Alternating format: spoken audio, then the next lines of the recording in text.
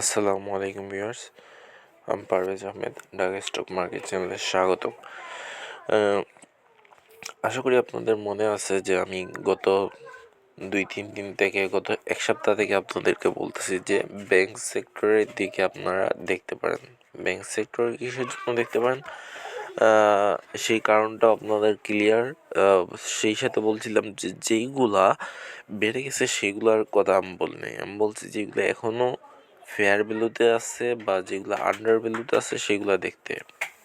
তো সেই জায়গা থেকে আমি নিজে দেখাই দিলাম যে আপনাদেরকে এসবিএসি ব্যাংক এটা কিসের জন্য দিছি। বলছিলাম যে এসবিএসি ব্যাংকের যদি পাবলিক হোল্ডিং দেখেন, পাবলিক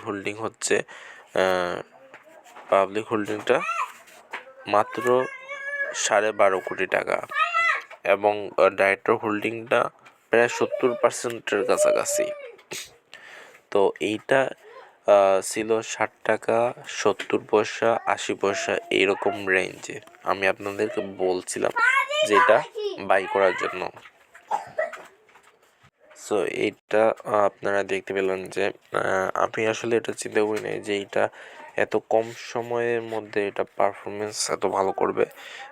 তবে আমি আপনাদেরকে এটা বলছিলাম যে এই ব্যাংকে যেটা কাজ করতে পারবে সেটা হচ্ছে আপনারা ওই যে মিডল্যান্ড ব্যাংকের মতো অনেকটা নেক্সট মিডল্যান্ড হতে যাচ্ছে। সো নেক্সট মিডল্যান্ড মানে কি, আমি বলছি বেশি একটা প্রত্যাশা করার দরকার নাই। তবে এইটুকু ধরে রাখতে পারেন যে আগামী এক মাসের ভিতরে আগামী এক মাসের মধ্যে আপনাকে নেয়ার 20-30% রিটার্ন জেনারেট করে দিবে। সো হোপফুলি যারা এটা ইনভেস্ট করছে তারা ভালো একটা প্রফিটে এই মুহূর্তে আছেন এবং আমি আশা করি যে এটা 10 টাকা তো অবশ্যই যাবে। 10 টাকা যাওয়ার কথা, 10 টাকা গেলে আমাদের টার্গেট ফিল আপ হয়ে যাবে। বাট যদি লং টার্ম চিন্তা করি, যদি এটাতে সত্যি ওই রকম আমরা পজিটিভনেস দেখতে পাই এবং যেহেতু মার্কেট ক্যাপিটাল যেহেতু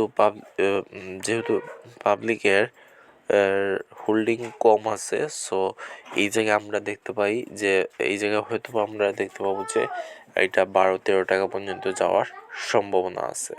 সো ভালো থাকবেন, সুস্থ থাকবেন, আল্লাহ হাফেজ।